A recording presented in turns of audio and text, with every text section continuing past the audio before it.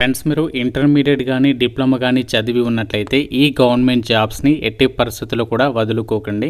మనకి గవర్నమెంట్ నుంచి కొత్తగా సచివాలయం అసిస్టెంట్కి సంబంధించి పర్మనెంట్ జాబ్స్కి రిక్రూట్మెంట్ అయితే చేస్తున్నారు. స్టార్టింగ్లోనే మీకు 50,000కి పైగానే శాలరీ ఉంటుంది. ఎటువంటి ఎక్స్పీరియన్స్ కూడా ఏమీ ఉండాల్సినటువంటి అవసరం లేదు.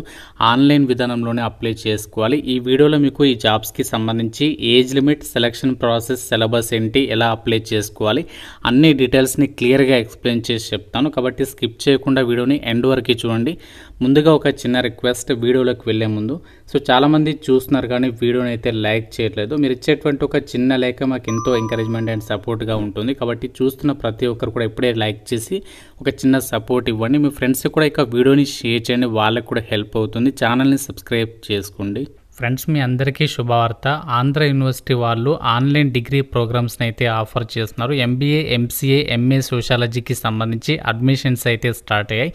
ఇంట్రెస్ట్ ఉన్న వాళ్ళు మీకు అప్లై లింక్ డిస్క్రిప్షన్లో కామెంట్ సెక్షన్లో ఇచ్చాను. ఆ ఫామ్ ఫిల్ చేసి సబ్మిషన్ చేయండి. వాళ్ళే మిమ్మల్ని కాంటాక్ట్ అయ్యి మరిన్ని డీటెయిల్స్ని ఎక్స్ప్లెయిన్ చేస్తారు.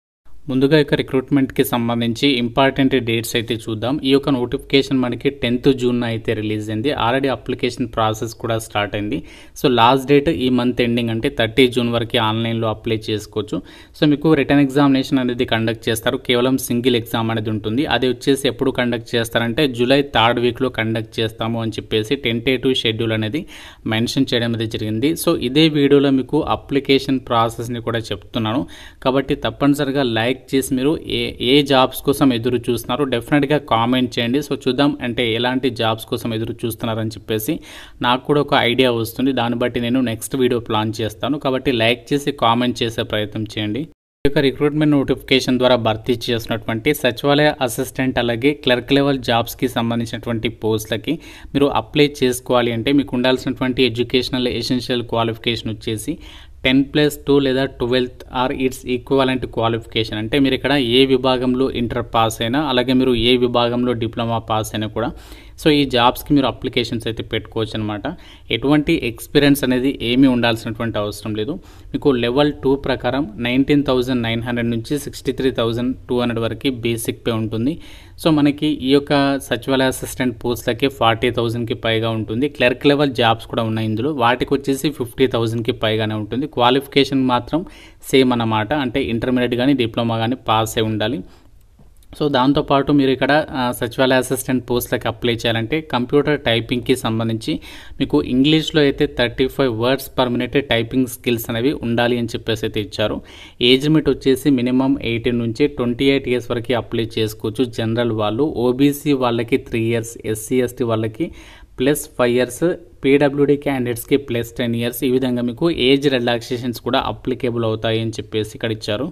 సెలక్షన్ ప్రాసెస్ అనేది ఎలా ఉంటుందంటే ఈ జాబ్స్కి మనకి ఏదైతే సచివాలయ అసిస్టెంట్ పోస్ట్ ఉన్నాయో వీటికి మీకు ముందుగా ఏంటంటే టైపింగ్కి సంబంధించి స్కిల్ టెస్ట్ అనేది కండక్ట్ చేస్తారు. ఇది వచ్చేసి జూలై 2nd వీక్లో అయితే ఉంటుంది అని చెప్పేసి అయితే ఇచ్చారు నోటిఫికేషన్లో. దాని తర్వాత ఎవరైతే అది పాస్ అవుతారో వాళ్ళకి మాత్రమే ఎగ్జామ్ అనేది ఉంటుంది. కాబట్టి ఇక్కడ కాంపిటీషన్ అనేది చాలా తగ్గుతుంది. అంటే అందరికీ అప్లై చేసిన వాళ్ళందరికీ రిటర్న్ ఎగ్జామ్ ఉండదు.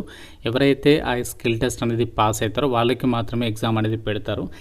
ఏదైతే సచివాలయ అసిస్టెంట్ JSA పోస్ట్ ఉన్నాయో వాటికి వచ్చేసి ఎగ్జామినేషన్ వచ్చేసి 2 పేపర్స్లో కండక్ట్ చేస్తారు. పేపర్ 1లోనేమో 90 minutes టైం ఇస్తారు. మెంటల్ అబిలిటీ టెస్ట్ అంటే ఇక్కడ ఏ టాపిక్స్ నుంచి క్వశ్చన్స్ అడుగుతారో చెప్తాను.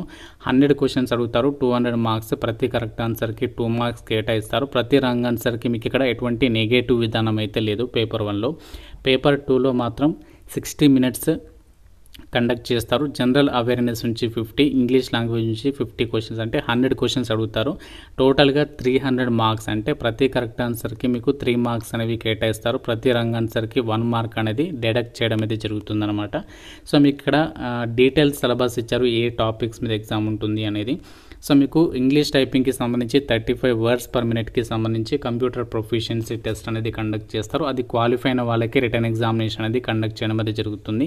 అలాగే ఇదే నోటిఫికేషన్లో మనకి స్టెనోగ్రాఫర్స్కి సంబంధించినటువంటి జాబ్స్ కూడా ఉన్నాయి. వాటికి సంబంధించి కూడా మనకి ఇంటర్మీడియట్ లెవెల్లోనే ఎగ్జామ్ అనేది కండక్ట్ చేస్తారు. దీనికి సంబంధించినటువంటి ఇక్కడ ఎగ్జామినేషన్ ప్యాటర్న్ కూడా ఇచ్చారు. ఇందులో వీళ్ళకి ఏంటి అంటే ఒకటే పేపర్ ఉంటుంది.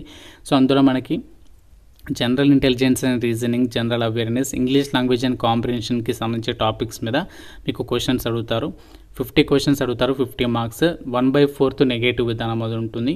200 క్వశ్చన్స్ అనేవి టోటల్గా అడగడం అయితే జరుగుతుంది. 2 అవర్స్ టైం అయితే ఇస్తారు. సో ఈ విధంగా మనకి పోస్టుల వారిగా దీనికి సంబంధించి డీటెయిల్స్ ఇచ్చారు. ఈ స్టెనోగ్రాఫర్స్ పోస్టులకి మీకు ముందుగా స్టెనోగ్రఫీకి సంబంధించి ఇంగ్లీష్లో టెస్ట్ అనేది కండక్ట్ చేస్తారు. ఇంగ్లీష్ లాంగ్వేజ్కి సంబంధించి అయితే 50 మినిట్స్ టైం డ్యూరేషన్ అనేది ఉంటుంది. 10 మినిట్స్ ఇన్ ఇంగ్లీష్ 1 డిక్టేషన్ అని చెప్పేసి ఇక్కడ మెన్షన్ చేస్తారు. అది మీరు క్లియర్ చేస్తే సరిపోతుందన్నమాట. జాబ్స్కి సంబంధించి అప్లికేషన్ ప్రాసెస్ అనేది మనము ఆన్లైన్లో మాత్రమే అప్లై చేయాలి. ఫీజుకి సంబంధించి డీటెయిల్ చూసినట్లయితే ఆల్ ఉమెన్ క్యాండిడేట్స్ అండ్ అలాగే SC ST PWD ex service men వాళ్ళు ఫ్రీగా అప్లై చేయాలి. మిగతా వాళ్ళు మాత్రమే 500 రూపీస్ ఆఫ్ అప్లికేషన్ ఫీ అనేది మీరు ఆన్లైన్లో అయితే పే చేయాల్సి ఉంటుంది. జాబ్ నోటిఫికేషన్ మనకి ఎక్కడి నుంచి వచ్చిందంటే CSIR కింద పనిచేస్తున్నటువంటి కేంద్ర ప్రభుత్వ సంస్థ స్ట్రక్చరల్ ఇంజనీరింగ్ రీసెర్చ్ సెంటర్. ఇది మనకి latest notification very few days back మనకి రిలీజ్ అయింది. సో దీనికి సంబంధించి ఆ యొక్క హెడ్ ఆఫీస్ ఉంటుంది కదా, అది ఎక్కడ ఉంటుందో ఇక్కడ డీటెయిల్స్ అయితే ఇచ్చారు. సో ఈ సంస్థకి సంబంధించి మనకి CSIRకి సంబంధించి అనుబంధ సంస్థలు చాలా ఉంటాయి. సో మనకి టోటల్గా ఏంటి అంటే 400కి పైగా వేకెన్సీస్ని అయితే రిక్రూట్మెంట్ చేస్తున్నారు అనుబంధ సంస్థలకి సంబంధించి. టోటల్గా మనకి వరుసగా ఎవ్రీ వీక్ కూడా మనకి నోటిఫికేషన్స్ అనేవి రిలీజ్ చేస్తూనే ఉన్నారు. ఇండియన్ సిటిజన్స్ అందరికీ కూడా అప్లై చేసుకోవడానికి ఛాన్స్ అనేది కల్పిస్తున్నారు. మీకు ఇనీషియల్ పోస్టింగ్ ఎక్కడొచ్చినా కూడా మనకి ఆల్ ఇండియా ట్రాన్స్ఫర్స్ ఉంటాయి. ఎందుకంటే మనకి ఇది సెంట్రల్ గవర్నమెంట్ ఆర్గనైజేషన్. మన హైదరాబాద్లో కూడా దీనికి సంబంధించి ఆ సంస్థ అనేది ఉంది. ఇక్కడ ఈ పోస్టులకి సంబంధించి జూనియర్ స్టెనోగ్రాఫర్స్ పోస్టులకి అయితే మాత్రం 27 ఇయర్స్ లోపు అప్లై చేసుకోవచ్చు. మీకు ఎగ్జామినేషన్ లాంగ్వేజ్ అనేది ఇంగ్లీష్ లాంగ్వేజ్లో కండక్ట్ చేస్తారు, తెలుగు లాంగ్వేజ్లో అయితే ఉండదు, గుర్తుపెట్టుకోండి. సో మనకి ఇక్కడ వేకెన్సీస్ డీటెయిల్స్ని కూడా మెన్షన్ చేశారు. ముందుగా మనకి సచివాలయ అసిస్టెంట్కి సంబంధించి వేకెన్సీస్ చూసినట్లయితే జనరల్ డిపార్ట్మెంట్కి సంబంధించి ఇందులో మనకి క్యాస్ట్ వర్గా వేకెన్సీస్ ఇచ్చారు. 6 వేకెన్సీస్ ఉన్నాయి. అలాగే ఫైనాన్స్ అండ్ అకౌంట్స్ డిపార్ట్మెంట్లో అండ్ స్టోర్స్ అండ్ పర్చేస్కి సంబంధించినటువంటి డిపార్ట్మెంట్లలో ఈ వేకెన్సీస్ని అయితే రిక్రూట్మెంట్ చేస్తున్నారు. అలాగే స్టెనోగ్రాఫర్స్కి సంబంధించి జనరల్ కేటగిరీలలో వేకెన్సీస్ కేటాయించారు. కాబట్టి ఇక్కడ మీరు ఏ కేటగిరీకి చెందిన వాళ్ళైనా ఈ నోటిఫికేషన్కి అయితే అప్లై చేసుకోవడానికి ఛాన్స్ ఉంటుంది. ఇక్కడ మీకు ఎటువంటి అనుభవం అవసరం లేదు, ఎటువంటి మీకు ఇక్కడ మీకు అంటే ప్రిలిమ్స్ ఎగ్జామ్స్ మెయిన్స్ అంటే ఉండవు. ఒకటే సింగిల్ ఎగ్జామ్ అనేది పాస్ అయితే ఈ జాబ్స్కి సెలెక్ట్ అయ్యేటువంటి ఆపర్చునిటీ అనేది ఉంటుంది. కాసి ఇప్పుడు ఈ యొక్క రిక్రూట్మెంట్కి ఎలా అప్లై చేయాలో చూద్దాము. సో నేను మీకు అప్లై లింక్ అనేది డిస్క్రిప్షన్లో కామెంట్ సెక్షన్లో ఇస్తాను. ఆ లింక్ పైన క్లిక్ చేసిన తర్వాత ఇక్కడ అప్లై ఆన్లైన్ పైన క్లిక్ చేస్తే ఈ విధంగా వస్తుంది. ఓకే పైన క్లిక్ చేయండి. సో మీకు ఇక్కడ ఇంపార్టెంట్ డేట్స్ అయితే కనిపిస్తున్నాయి. ఇంకా మీరు కిందికి స్క్రోల్ చేసినట్లయితే మళ్ళీ మీకు జాబ్ డీటెయిల్స్ అయితే కనిపిస్తాయి. ఇంకా ఇన్స్ట్రక్షన్స్ అన్ని కూడా క్లియర్గా చదవండి. ఇక్కడ తర్వాత సో మీరు టాప్లోకి అయితే వెళ్ళేసి ఇక్కడ లెఫ్ట్ సైడ్లో రిజిస్టర్ పైన క్లిక్ చేయాలి. సో రిజిస్టర్ పైన క్లిక్ చేసి మీరు ఇందులో ఫస్ట్ రిజిస్ట్రేషన్ చేసుకోవాలి. తర్వాత లాగిన్ అప్లికేషన్ అనేది సబ్మిషన్ చేయాల్సి ఉంటుంది. సో ఫస్ట్ రిజిస్ట్రేషన్ అవ్వాలి, తర్వాత లాగిన్ అప్లికేషన్ ఫామ్ సబ్మిషన్ చేయాల్సి ఉంటుంది. ఇది మనకి సచివాలయ అసిస్టెంట్ అలాగే క్లర్క్ లెవెల్ జాబ్స్కి సంబంధించి రిక్రూట్మెంట్ డీటెయిల్స్. ఇంకా మీకు నోటిఫికేషన్ రిలేటెడ్గా ఏదైనా డౌట్ ఉంటే కామెంట్ రూపంలో అయితే అడగండి. ప్రతి ఒక్కరు కూడా వీడియోని లైక్ చేసి మీ ఫ్రెండ్స్కి అయితే డెఫినెట్గా షేర్ చేయండి. అండ్ అలాగే ఛానల్ని సబ్స్క్రైబ్ చేసుకోండి. Thank you so much guys.